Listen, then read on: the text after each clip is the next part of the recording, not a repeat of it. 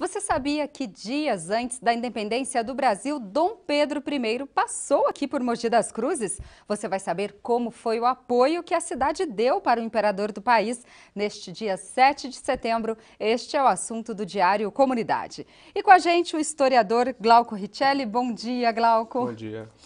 Conta pra gente como foi a passagem do imperador aqui por Mogi das Cruzes. Ele vinha de onde? Ia para onde? Então, a passagem dele já era uma passagem programada. Desde então, do mês de julho de 1822, o próprio arcebispo de São Paulo, Dom Mateus Abreu, já havia programado uma passagem dele vindo do Rio até a Vila de São Paulo, para poder conhecer as províncias. Era uma viagem de rotina, sempre da família imperial. E essa viagem sendo programada, então todas as cidades onde tinha as paradas programadas de pouso, de dormida do Dom Pedro, foram preparadas para acolher o imperador. Então, se você acompanhar os históricos e os manuscritos, ele cita para o povo preparar as casas, pintar, deixar os animais presos, limpar as fossas, porque o esgoto era céu aberto nas ruas. Mogi é uma cidade muito pobre. Ela era grande perante as outras cidades aqui do Alto Tietê, mas ela era singela entre o seu povo. Naquela época nós tínhamos cerca de 150 casas em Mogi e uma população que não chegava a 1.000 habitantes. Era muito pouca. E isso pensando uma Mogi que hoje corresponde a outros municípios do Alto Tietê, não só Mogi. Então correspondia a Suzano, a Poá, até... Era tudo uma cidade, só que era... O nome era, na época... Não, já era Mogi das Cruzes? Isso, Mogi das Cruzes, Já mas era Mogi das Cruzes. os outros municípios que foram se tornando independentes depois, que eram nossos distritos, e até Salesópolis. Então era muito grande o território nosso. Então, dentro disso, tinha 1.000 habitantes. Era uma população muito pouca. E era muito esperada a passagem dele por volta do dia 20 até dia 25, sendo que ele chega aqui em Mogi no dia 23 até o dia 24. Então foi 2 dias, e ele vai passar novamente em Mogi no dia 10 e dia 11 de setembro. Já na volta. Isso, após a independência. E existe registro? A gente sabe se a cidade realmente se envolveu, se preparou? Foi um momento de festa para recebê-lo? Então, foi o momento. Se nós pegássemos todas as cartas da Câmara Municipal e as atas, nós estamos registrando esse episódio em que as famílias de Mogi se prepararam e o Legislativo também. Aí, depois, até a confecção e a vinda das bandeiras, nós temos uma bandeira na cidade que representa a passagem de Dom Pedro por aqui, uma bandeira que simboliza todo o estigma da família portuguesa, todo o simbolismo, e a bandeira da Câmara Municipal. Então foi uma preparação muito longa, então o povo estava totalmente ali esperando esse momento. A gente vai ver agora um quadro de Pedro Américo de Figueiredo, que foi um dos maiores artistas, né, acadêmicos do país, e parece que nesse quadro, que a gente vai ver agora, estaria um mogiano, é isso? Explica isso pra gente. Então, o quadro em si, ele é uma alegoria, né? O Pedro Américo, ele confeccionou na década de 1870, um pouquinho antes do período de República. Então, foi a pedido do próprio filho de Dom Pedro I, Dom Pedro II. O quadro ele tem toda uma montagem, né? Naquele período, nós não tínhamos, no período da independência, a Casa do Grito. A Casa do Grito era uma hospedaria das pessoas que desciam de São Paulo para a região de Santo André e Baixada Santista. Então, era o último pouso de São Paulo na região do Ipiranga. Na época da independência, nós não tínhamos, era só o riacho do Ipiranga mesmo. Os dragões da independência que aparecem ali, que seria as pessoas que estariam levando a carta de Dom João, pedindo para o filho regredir até Portugal, também não existiam. Os dragões da independência passaram a existir pouco antes da República. Foi uma divisão do Exército Brasileiro. E no quadro em si nós temos possivelmente 2 mogianos que podem aparecer porque estavam na comitiva, que era Cândido Xavier e também Francisco Melo. Francisco Melo era nosso capitão-mor da vila. E nessa concepção, no quadro, nós conseguimos só distinguir uma pessoa que foi o próprio Pedro Américo, quem fez o quadro. Ele está com um chapéu, uma cartola na cabeça e empunhando um guarda-chuva, como se fosse o próprio Dom Pedro.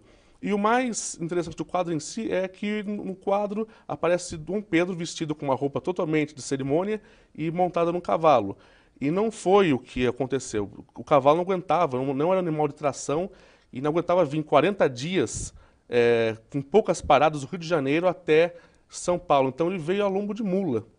que era o que existia naquele período. A mula aguentava. Aguentava, era um animal de tração e que andava pouco, mas vinha a longas distâncias. E se nós pensávamos que ele subiu uma serra, ele subiu desde a Baixada Fluminense, Vale do Paraíba, e chegando ao Tietê, é uma subida que o animal desgasta. Quanto tempo durou esse trajeto? Em torno de 45 dias dá o trajeto. E ele parou nas maiores cidades dessas regiões, tanto da Baixada Fluminense, Vale e depois ao Tietê. Foram quantas paradas em média? A gente tem uma noção? Média, umas 30 paradas, em média. A gente coloca que de um dia sim, um dia não, ele fazia uma parada. No Tietê ele parou em Jacareí, depois parou Jacareí, desculpa, ele parou Nossa Senhora da Escada, depois Mogi das Cruzes, Nossa Senhora da Ajuda em Itaquá. Então foi as cidades e os locais onde ele parou. Em Mogi ele ficou possivelmente na Igreja do Carmo, mas o primeiro ato simbólico dele na cidade, o ato social, foi dentro da própria Igreja Matriz, onde hoje nossa Catedral de Santana.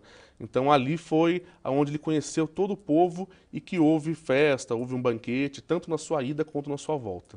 Agora, Glauco, você falou das bandeiras, né, que estão na Câmara, é isso? Estão hoje no Arquivo Histórico da cidade. Estão hoje no Arquivo Histórico da cidade. A gente vai ver, inclusive, no próximo bloco.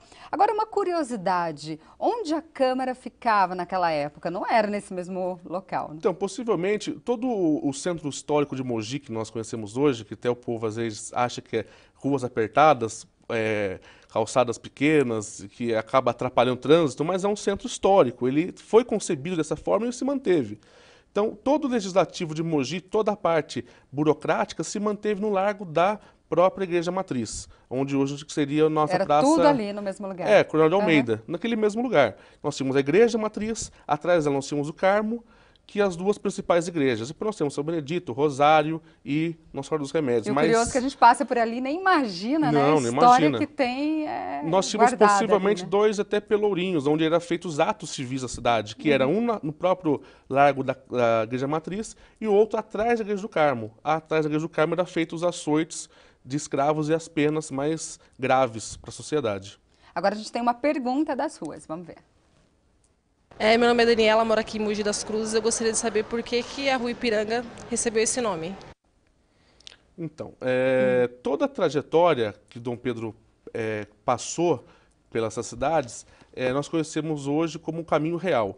Então, como eu disse, né, no Alto Tietê ele entra primeiramente na Nossa Senhora da Escada, lá em Guararema. E vem passando. Em Mogi ficou um resquício de uma rua que ainda tem o nome de Estrada Imperial, que fica no bairro do Botujuru.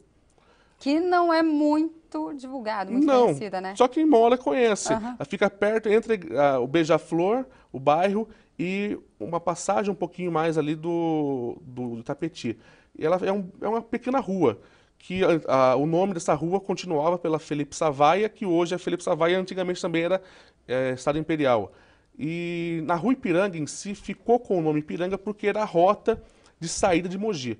Então ele desceu pela própria Arouche de Toledo, pegou um pedacinho dela, saindo do Largo da Catedral e continuou pela Rua Ipiranga, e de lá nós conhecemos como a SP66, que era a antiga Rio Santo, a Rio SP66 RJ, né? Então São Paulo-Rio, que saía até o Rio de Janeiro e entre São Paulo. Então ele foi esse caminho.